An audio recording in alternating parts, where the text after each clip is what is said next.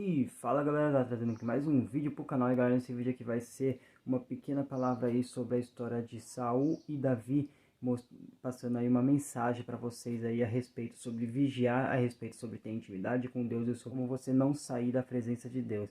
Espero que essa mensagem fale ao coração de todo mundo. Eu não tenho o vídeo dela inteirinho gravado, então vai estar passando imagens por fundo, então vocês podem estar usando como podcast, pode estar deixando o celular aí do lado ou no foninho ouvindo enquanto faz outras coisas. Vai estar passando aí imagens na tela a respeito do que eu estiver falando no momento. Foi uma pregação realizada na igreja, então o áudio vai estar um pouquinho diferente, mas dá para entender. Então eu espero de verdade que vocês gostem, comentem aí o que vocês acharam. E é isso aí, fiquem com a mensagem. Aqui em Salmos 51. É um salmo bastante conhecido entre todo mundo, creio eu. Os Salmos de Davi, que ele escreveu quando o profeta Natan, após o profeta Natan advertir. Quero estar lendo ele inteiro aqui, que é um salmo muito bonito, que dá para os irmãos meditar depois em casa. Eu vou estar lendo ele rápido aqui.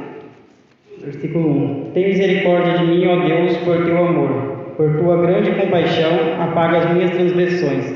Lava-me de toda a minha culpa e purifica-me do meu pecado. Pois eu mesmo reconheço as minhas transgressões e o meu pecado sempre me persegue. Contra ti, só contra ti pequei e fiz o que tu reprovas, de modo que justa é a tua sentença, e tens razão em condenar-me. Sei que sou pecador desde que nasci, sim, desde que me concebeu minha mãe.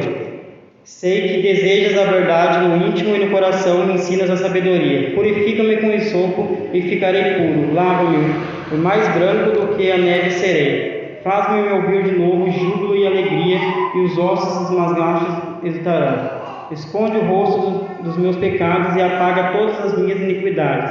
Cria em mim um coração puro, ó Deus, e renova dentro de mim um espírito estável. Não me expulses da tua presença, nem tires de mim o teu Santo Espírito. Devolve-me a alegria da tua salvação e sustenta-me, com um espírito pronto a obedecer. Então ensinarei os teus caminhos aos transgressores, para que os pecadores se voltem para ti. Livre-me da culpa dos crimes do sangue, ó Deus, Deus da minha salvação, e a minha língua clamará a tua justiça.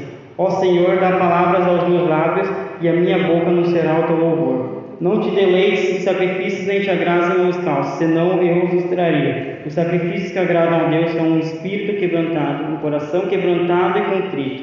Ó Deus, não desprezarás, por tua boa vontade, faz a Sião prosperar, ergue os muros de Jerusalém. Então te agradarás dos sacrifícios sinceros, das ofertas queimadas, dos holocaustos, e novilhos serão oferecidos sobre o teu altar. A tradução da minha Bíblia é um pouco diferente, é NVI, por isso que estava um pouquinho diferente. 1 Samuel, versículo 8, para um melhor esclarecimento a respeito desse Salmo 51, eu quero estar aqui explicando, contando um pouquinho sobre a história de quem escreveu esse Salmos, que é Davi. Que às vezes pode ter alguém aqui que não conhece a história dele ou que não lembra ao certo. 1 Samuel, no capítulo 8.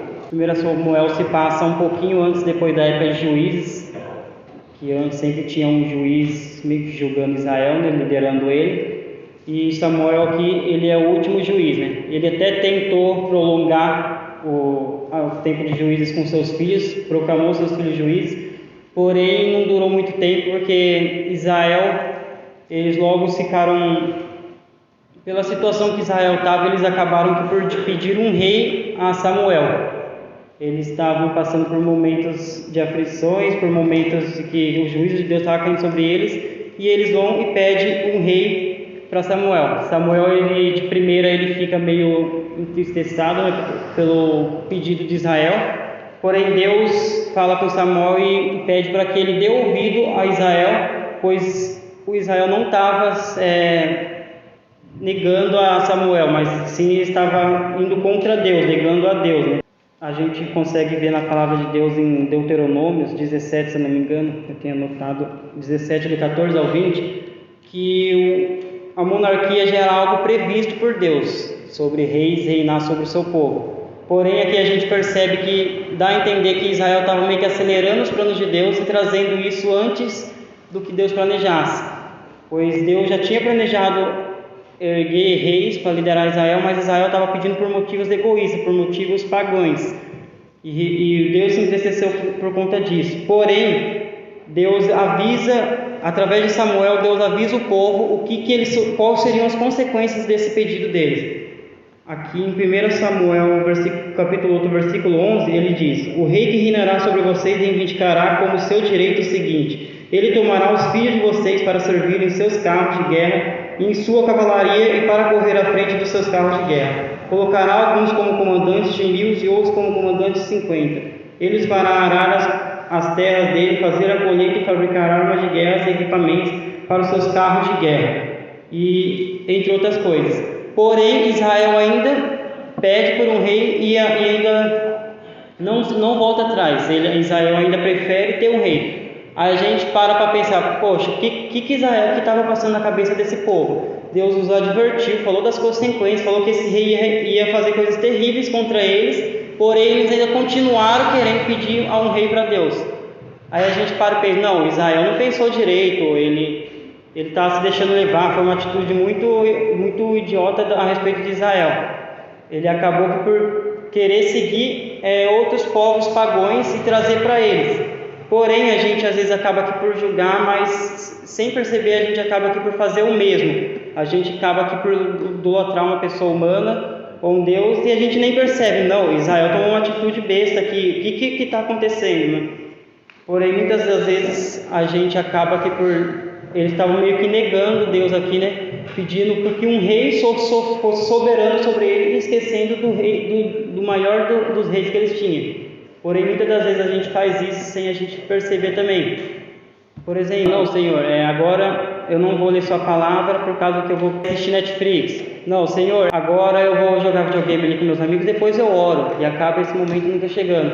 Não, Senhor, hoje eu não vou poder ir ao culto, porque eu vou ter que ir no cinema com meus amigos. Você acaba por colocar as coisas desse mundo, acaba por colocar outras coisas como o primeiro lugar da sua vida. E tudo aquilo de ruim que ocupa o tempo de Deus na sua vida acaba aqui por ser idolatria. E a gente acaba aqui por fazer isso diversas vezes, negar a Deus no nosso dia a dia, a gente sem perceber, e é o que Israel estava fazendo aqui.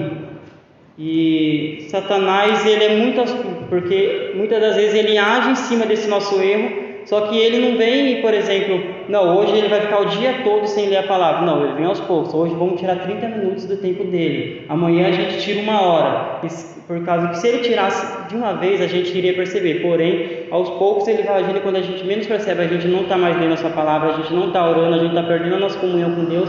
Quando a gente vai ver, a gente nem na igreja está indo mais. E está se perguntando, assim como Israel, perguntando aos povos pagãos: Senhor, eles podem fazer isso, eles podem fazer aquilo, e eu não, Senhor. Eu estou preso aqui no Senhor. E aos poucos, quando a gente vai ver, a gente já está no fundo do poço, onde o pecado vai nos levando. E a gente vê aqui que logo após Israel pedir para um rei, Samuel ele unge Saul, que é da tribo de Benjamim, como rei. E a princípio a gente vê que Saul seria um ótimo rei, pois aqui em 1 Samuel capítulo 9, versículo 2, diz que Saul era um jovem de boa aparência, sem igual entre os israelitas, os mais altos batiam nos seus ombros. E sim, Saul foi um ótimo rei, ele teve diversas vitórias, só que isso apenas no princípio, pois infelizmente o primeiro rei de Israel, como Deus já tinha nos advertido, acabou por cometer erros gravíssimos contra Deus e perder essa grande oportunidade que ele teve de reinar esse povo de Israel. Vemos aqui em Samuel capítulo 13, onde Samuel, meio que impaciente, acaba aqui por usurpar o cargo de sacerdote e oferecer holocaustos. E logo após ele fazer isso, Samuel chega, que é ele, o sacerdote, que deveria fazer isso, e o adverte. E aqui Samuel recebe a sua primeira profecia, de que o seu trono não iria continuar, pois ele transgrediu a lei de Deus, ele pecou contra Deus.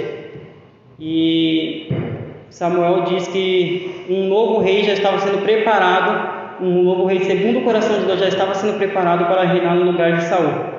Então Saul acabou por cometer um erro gravíssimo e já aqui desagradar a Deus, né? E esse novo rei que estava sendo preparado era Davi.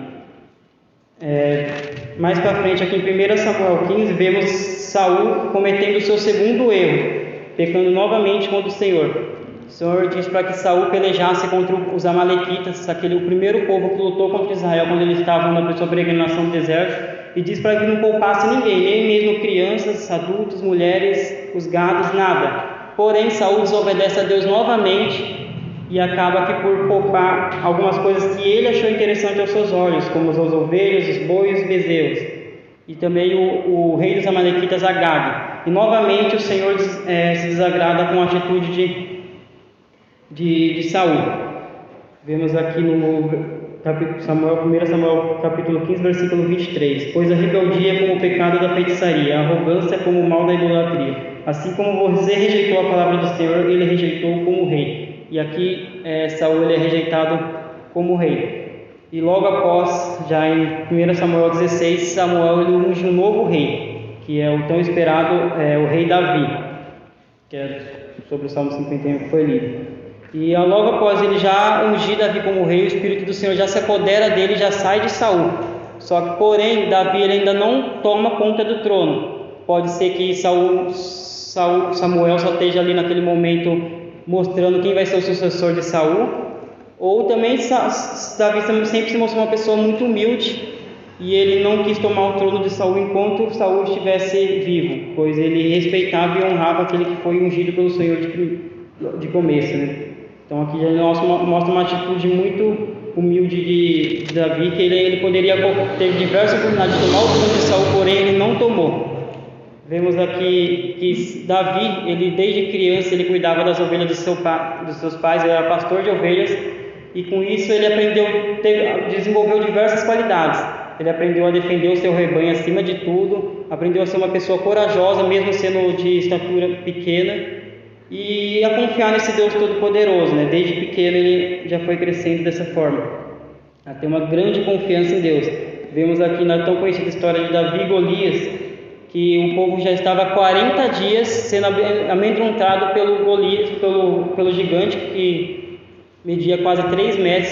Porém, Davi, quando ele chegou lá, ele não se amedrontou. Ele mostrou que o Deus que ele servia era o Deus vivo, o Deus dos exércitos, aquele que tudo pode, o Deus soberano que pode acima de todas as coisas.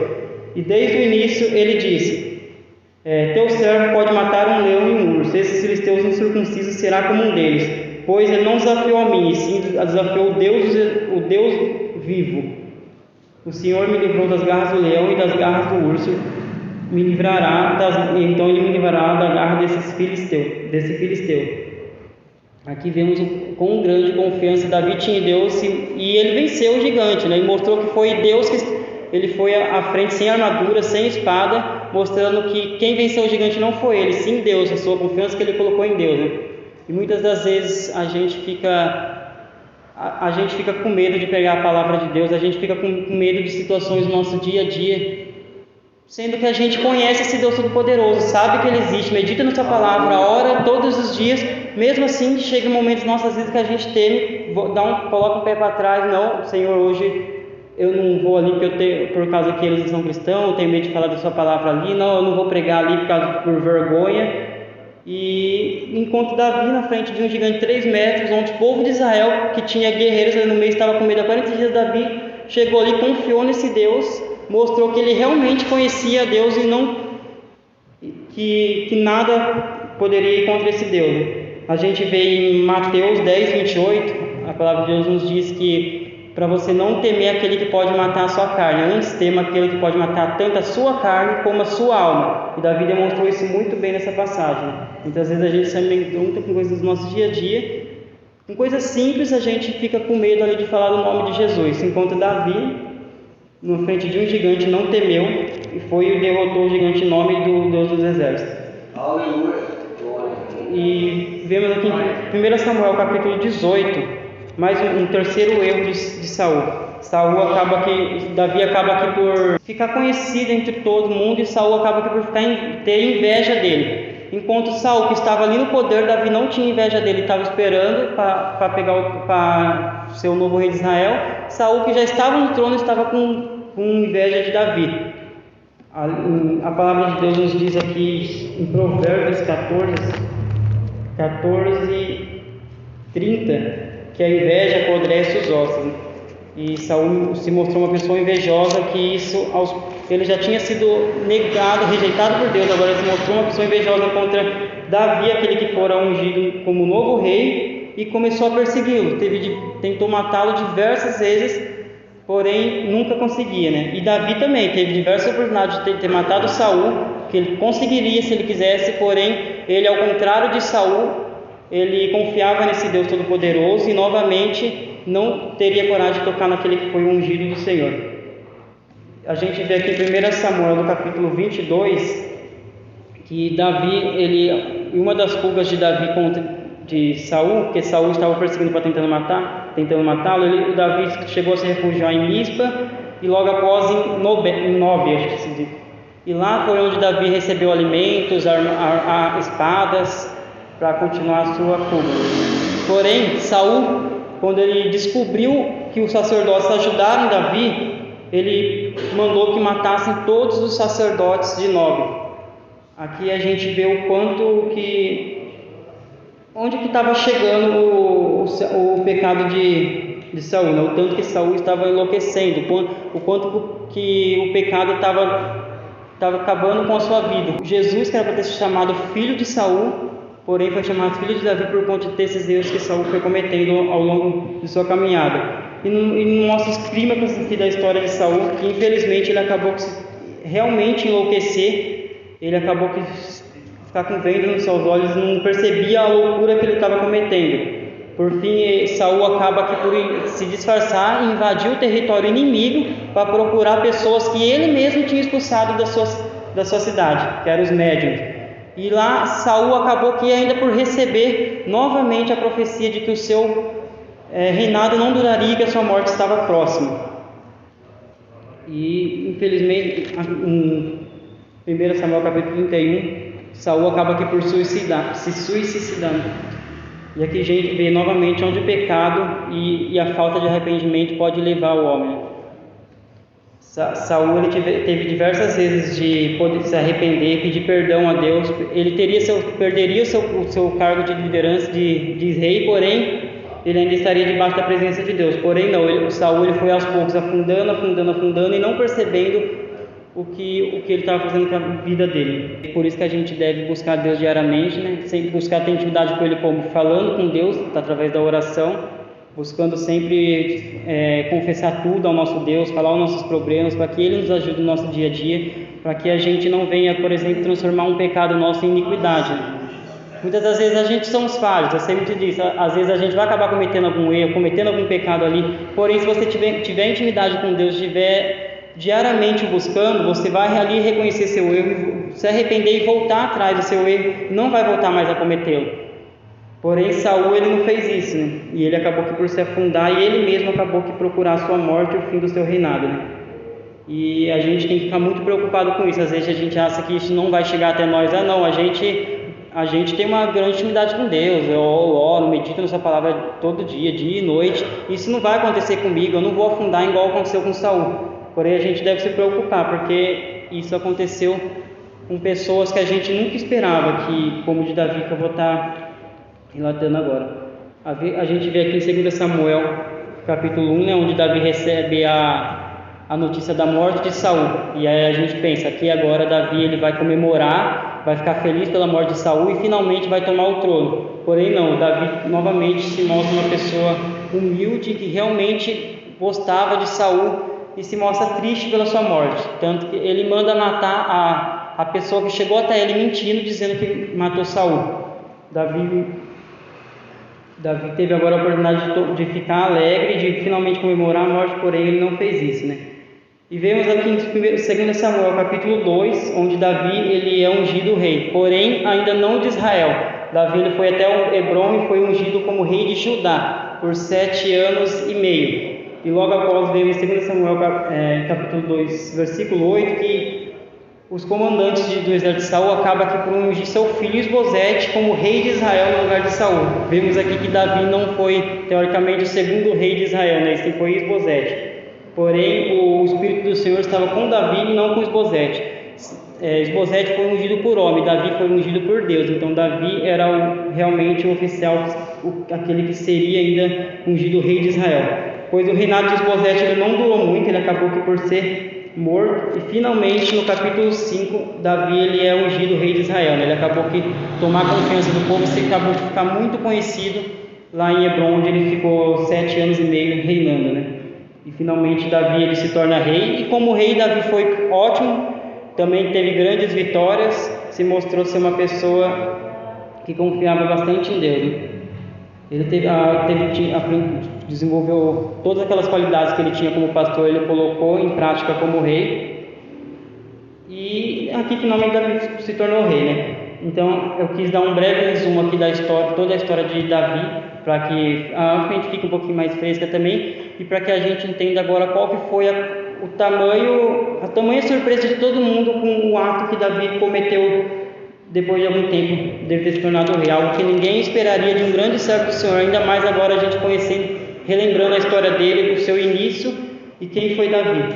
Porém, algo inesperado aconteceu no 2 Samuel, capítulo 11, que Davi acaba por cometer um erro, cometer um pecado contra Deus, né? Davi, da sua varanda, ele acaba por observar uma mulher, né, Batseba, e acaba por desejá-la. Só que Davi acaba descobrindo que essa mulher era casada. Aí a gente pensa, bom, agora que ele descobriu que a mulher era casada, ele não vai mais a desejar, ele vai desistir e não vai buscá-la mais. Porém, Davi não fez isso, e ele continuou a desejando e pediu para que trouxesse essa mulher, se deitou com ela e a engravidou. Quando Davi descobriu que ela estava grávida, aí a gente pensa, bom, agora Davi vai reconhecer seu erro. Davi é um grande servo do Senhor, ele não vai continuar pecando contra o Senhor, agora ele vai pedir perdão, agora ele vai se arrepender. Porém não, novamente Davi continua insistindo no seu erro. Ele acaba aqui por chamar Urias e pede para que ele vá até a sua casa, para que, quem sabe, ele se deitasse com sua mulher e achasse que foi ele que a engravidou. Porém, Urias sim era uma pessoa justa, e disse que não voltaria para sua casa enquanto Israel estivesse pelejando na guerra, e continuou na guerra. Aí, porém, agora Davi, ele meio que fica sem opções. Aí você pensa, bom, Davi vai ter que admitir seu erro, não tem mais o que ele fazer. Porém, ele ainda tinha duas opções: ou ele se livrava da Batseba, ou ele se livrava de Urias. E infelizmente Davi continuou com o seu erro, continuou pecando contra Deus, um grande servo que a gente achou que ia desde o início reconhecer o erro, e ele mandou que colocasse Urias à frente da guerra para que ele fosse morto, e infelizmente isso aconteceu. E aqui vemos que dá a entender que está acontecendo a mesma coisa que houve com Saul, meio que foi o que Deus avisou a respeito do rei. Então a gente pensa, bom, o final de Davi vai ser o mesmo que Saul, ele está tomando o mesmo caminho, Davi terá o mesmo fim. Infelizmente a história vai acabar aqui por se repetir, né? E a gente vai vendo aos poucos, como eu falei, a gente tem que se preocupar, porque a gente vê Davi, aquele que era sensível à voz de Deus, onde o pecado levou. E a gente às vezes acha que isso não vai acontecer com nós, só que a gente para e vê com tantas pessoas, tantos servos de Deus que aconteceu, que não vigiaram e acabou que por cair. Nos mostra o quanto que o pecado acaba que por colocar uma venda nos nossos olhos. Se a gente não vigiar, ele vai realmente acabar com a nossa vida aos poucos. E a primeiro momento vai mostrar ser coisas prazerosas, vai te prometer isso, vai te prometer aquilo, e aos poucos vai te afundando, assim como aconteceu com Davi.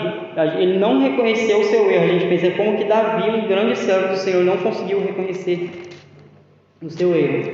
Davi, ao contrário das outras pessoas, ele era uma pessoa diferente, né? Pois Davi tinha feito grandes coisas em nome de Deus, e Deus o honrou. Deus conhecia o seu servo, ele viu, Deus lembrou das coisas que Davi tinha feito para ele e não desistiu dele. E Deus mandou que o profeta Natã, para advertir Davi. O profeta Natã vai lá, conta meio que uma história, uma parábola para Davi, e Davi fala que o protagonista dessa história deveria ser morto. Porém, o profeta Natã o adverte e diz que o protagonista dessa história era ele. Davi acabou que por se julgar sem que ele percebesse. E ali você pensa, bom, Davi já chegou até esse momento, Davi já não desistiu em nenhum momento, continuou no seu pecado, continuou inventando desculpas, continuou no seu erro. Então aqui não tem o que fazer, vai acontecer a mesma coisa que aconteceu com Saul. Davi novamente vai dar alguma desculpa, Davi vai dizer, não, Batseba que estava ali chamando a minha atenção, né? A culpa foi Batseba. Porém, Davi aqui, ele acaba aqui por perceber toda a loucura que ele acabou de cometer, e Deus aqui não permitiu que Davi tomasse o mesmo rumo de Saul.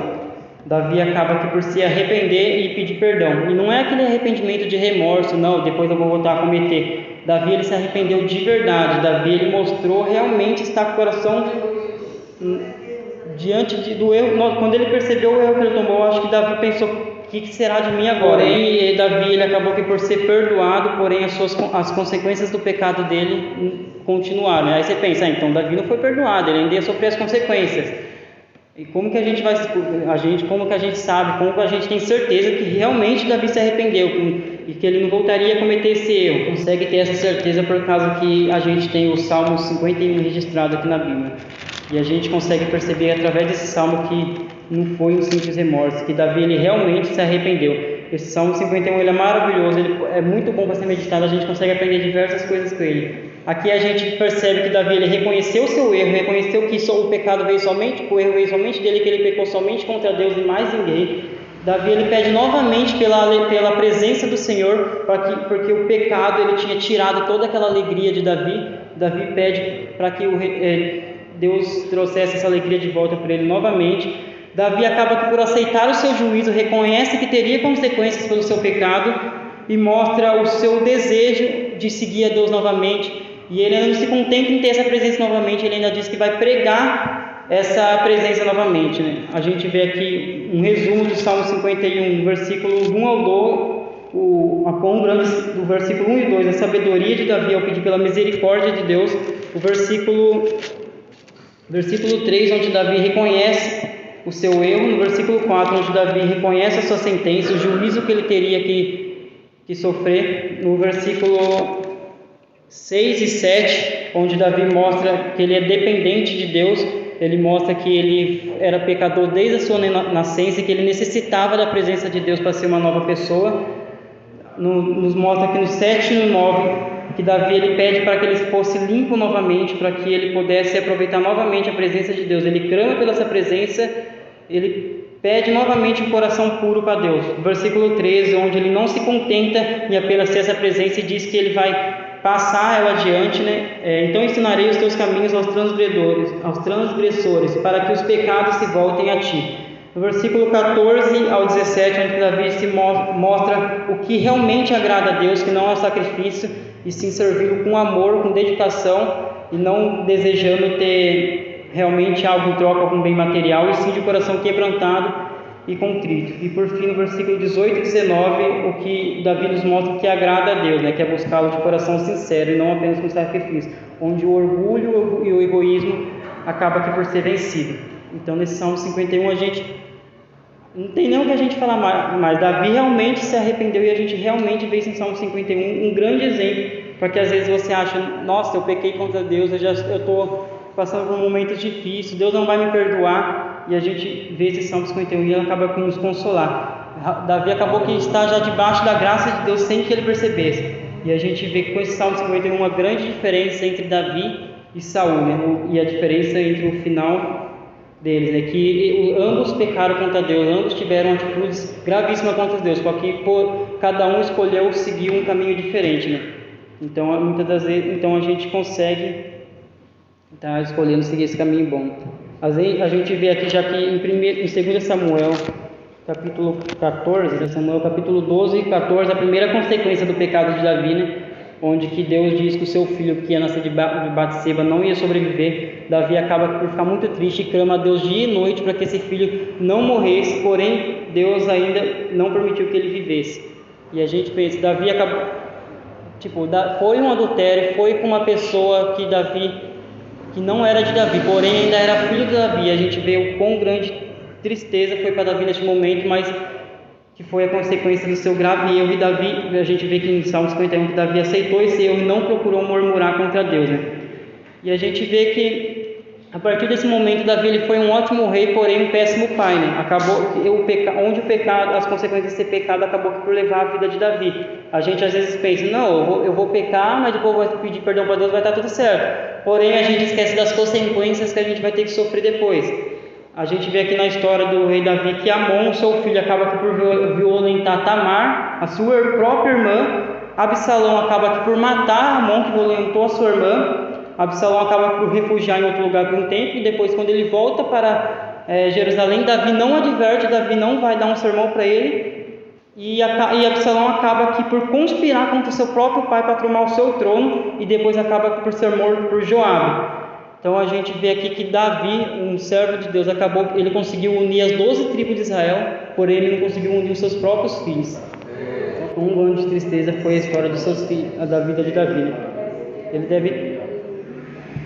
Davi aqui aprendeu uma grande lição, e a gente vê que às vezes essas consequências ela pode acabar e acarretar o resto das suas vidas, consequências que às vezes você vai sofrer até o final, porém a gente tem que estar a par que a gente tem que sofrer essas consequências, que é o juízo de Deus, que Deus ele é amor, porém ele também é justo, mas porém ele nos perdoou, ele curou Davi, a gente vê que Davi voltou a ser uma pessoa alegre, porém as consequências foram grandes, né?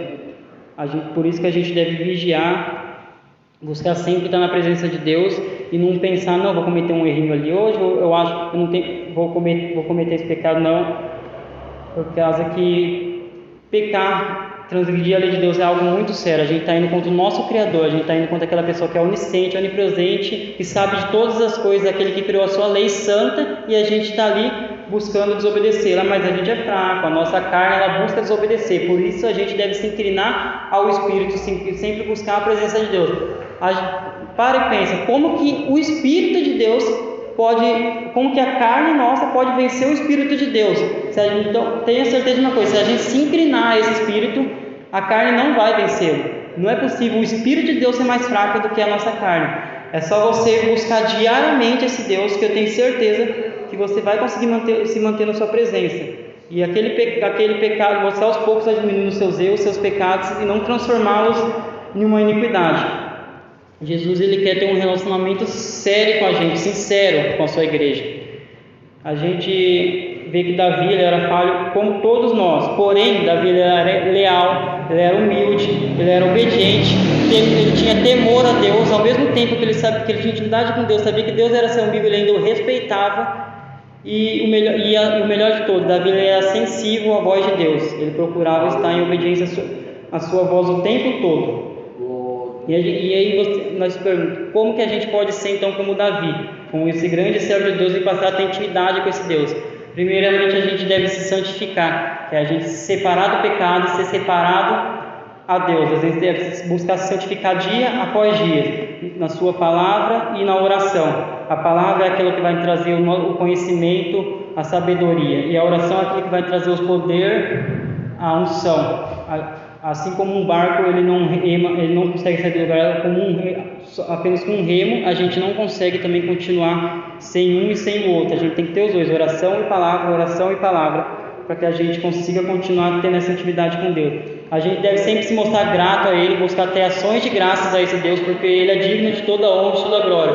Muitas das vezes a gente reclama de coisas simples do nosso dia a dia. Aconteceu alguma coisa de ruim com você? Agradeça a Deus por não ter acontecido pior. Agradeça a Deus por você ter acordado essa manhã. Agradeça a Deus por todos os livramentos, por tudo que Ele te livrou e você não viu. Agradeça a Deus por simplesmente respirar o ar da sua graça, por estar aqui hoje podendo buscá-lo. Muitas vezes acontecem probleminhas na sua vida que você está ali, já está querendo murmurar, já está querendo reclamar, já está querendo desistir. Porém, a gente tem um Deus que nos deixou o seu Espírito Santo Consolador, aquele que nos ajuda a ficar firme na sua presença e não desviar do caminho, que nos deixa a promessa que no final a gente vai viver ao seu lado numa paz imensa, né? Que por enquanto a gente vai sofrer as consequências do pecado do homem aqui na terra, ter essas aflições. E bom, a gente vê o que mais nos incentiva a seguir esse Deus Todo-Poderoso, continuar na sua presença. O maior dos exemplos, como todos aqui devem saber, é Jesus. Deus acabou por entregar o seu único filho para que ele morresse por nós, para que a gente pudesse ter vida, que nos mostra o grande amor de Deus que ele tinha por nós. Olha o amor que Deus tinha por nós. Ele entregou o seu filho para que ele morresse por nós, sofresse as nossas dores, as nossas transgressões, a nossa culpa, o nosso pecado. A gente fala, não, era Jesus era Deus, porém ele estava em carne e osso, ele estava aqui na terra como ser humano. E tenho uma certeza de uma coisa, a dor que Jesus sentiu seria a mesma dor que a gente teria sentido se alguém açoitasse nós, se alguém zombasse nós, se alguém abandonasse nós. Jesus ele estava realmente como ser humano ali na terra, e durante a sua vida, durante a sua morte na cruz, ele ficou 3 anos pregando a sua palavra, tentando trazer as boas novas, e porém na sua morte da cruz ele foi zombado, ele foi caçoado, torturado e ainda foi abandonado pelos seus próprios discípulos e apóstolos. A gente vê basicamente o pão ingrato, todo mundo foi com ele, em nenhum momento reconheceu que ele era o Messias, né? O Filho de Deus, aquele que veio nos resgatar, aquele que veio nos redimir. Os seus próprios apóstolos, aquele que andaram com ele no fim das suas vidas, temeram, não confiaram nele e o abandonou. A gente vê quão dores terríveis Jesus sofreu por nós. Muitas das vezes a gente está pensando em desistir ou reclamando contra Deus. Senhor, você não está respondendo minhas orações. Senhor, você não está fazendo isso para mim. Senhor, faz tempo que eu estou orando por isso, faz tempo que eu estou orando por aquilo, e o Senhor não está me respondendo, Senhor. Eu não estou sentindo a sua presença, meu Deus. O Senhor não está mais dando o que eu estou pedindo. Porém, a gente tem que ser grato a Deus por aquilo que Ele já fez, não por aquilo que Ele vai fazer. A gente não tem que viver pelo emocionalismo, por aquilo que Deus vai fazer por nós. Deus já fez...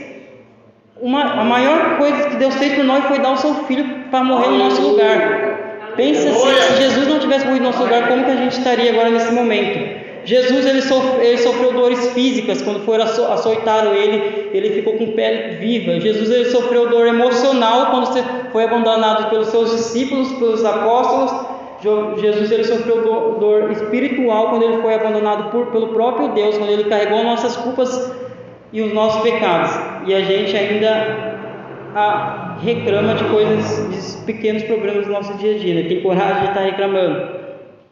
E ainda o templo dos zombavam de Jesus, pediam para que ele descesse da cruz do Calvário, desafiavam Jesus, e Jesus naquele momento podia ter pensado: bom, eu fiz o máximo, o que eu tinha que fazer eu fiz, e eles ainda não me obedeceram, eles ainda me abandonaram, e estão indo contra mim. E ia daquela cruz e desistia ali, e trazia o seu juízo a todos. Porém, Jesus não desistiu, ele perseverou, ele sentindo as piores das dores que um homem poderia sentir, ele ainda continuou firme naquela cruz do Calvário para que a gente pudesse ser salvo, para que a gente hoje pudesse estar debaixo da sua graça, da sua misericórdia, aguardar a sua vinda, que ele vai buscar a sua igreja. Assim como Jesus venceu ali a morte, assim como Jesus deu sua vida, para que a gente tivesse a vida e a gente também pudesse vencer a morte, né? Então Jesus ele morreu para todos, morreu para os que negaram, e muitas vezes a gente acaba que não tem esse mesmo amor de Jesus, acaba que não amar o nosso inimigo, não amar o nosso próximo. E aqui tem um grande exemplo por que a gente deve amar nosso inimigo, porque Jesus morreu por esse inimigo. E Jesus, então, aqui nesse momento, ele não murmurou e não reclamou contra o Pai, diferente de nós, que se estivesse naquele momento, acho que teria desistido logo de início. Acho que já teria negado a Jesus ali, não teria sofrido ações. Não teria não, mas na pressão que você estaria ali, se você soubesse tudo que estava por vir. Mas porém Jesus, graças a Deus, ele continuou, né, para a gente estar aqui hoje, pregando a sua palavra e buscando o máximo possível que almas possam ser ganhas, né? Então, e por fim, Jesus ele deu a sua vida. Ele deu a sua vida. Muitos pensam, mataram Jesus, crucificaram Jesus. Não, Jesus ele deu a sua vida. Eu vou estar mostrando aqui em Lucas capítulo 23, em que o único que poderia tomar a vida de Jesus era Ele mesmo, era Deus, e que ninguém seria digno de matar Jesus. Antes que o matasse, Jesus próprio, ele entregou a sua vida. Em Lucas capítulo 23, no versículo 45, a gente vê Jesus falando: e o véu do santuário rasgou-se ao meio. Jesus bradou em alta voz: Pai, nas tuas mãos entrego o meu espírito. Tendo dito isso, expirou. Aqui em João capítulo 19 a gente vê a morte de Jesus, né? Onde Jesus diz, no capítulo 19, versículo 31, era o dia da preparação e o dia seguinte seria um sábado especialmente sagrado. Como não queriam que os corpos permanecessem na cruz durante o sábado, os judeus pediram a Pilatos que mandasse quebrar as pernas dos crucificados e retirar os corpos. Vieram então os soldados e quebraram as pernas do primeiro homem que fora crucificado com Jesus, e em seguida a dos outros. Mas, quando chegaram a Jesus, constatando que já estava morto, não lhe quebraram as pernas. Em vez disso, um dos soldados perfurou o lado de Jesus com uma lança, e logo saiu sangue e água. Aquele que o viu disse e deu testemunho, e o seu testemunho é verdadeiro. Ele sabe que está fazendo a verdade, e dela testemunha para que vocês também creiam. Essas coisas aconteceram para que cumprisse a Escritura: nenhum dos seus ossos será quebrado. E como diz a Escritura no outro lugar, olharão para aquele que transpassaram. Então aqui a gente vê que Jesus ele entregou, ele deu a sua vida, e não que tomaram a vida de Jesus, né? Por causa que senão não estaríamos redimindo, né? Jesus próprio se entregou para que hoje a gente estivesse aqui, para que ele deu essa oportunidade para que o máximo de vida ainda pudesse ser salvos, para que a gente pudesse desfrutar da sua presença. E a gente tem que ser grato muito a Deus por Ele tardar em se irar e pela sua grande misericórdia, por Ele não dar aquilo de ruim que a gente merece. A gente tem que ser grato a esse Deus, porque se nós fosse seguir a lei certinho, mesmo a cometer um pecado grave ali, você seria morto. Porém, Jesus não, Ele é misericordioso e Ele nos dá mais uma chance da gente mudar nossas atitudes e continuar. Que foi o que aconteceu com Saul, mas que infelizmente ele acabou por perecer. Eu espero que realmente essa palavra tenha sido edificante para a igreja, que muitos daqui saiam aqui de forma diferente que entrou, que essa palavra tenha penetrado realmente seus corações, que vocês tenham aprendido alguma coisa com ela. E que, se possível, passem a meditar nesse Salmo 51, que ele é maravilhoso, esse Salmo, né? A gente aprende muitas coisas com ele. E eu quero agradecer a oportunidade em nome do Senhor Jesus.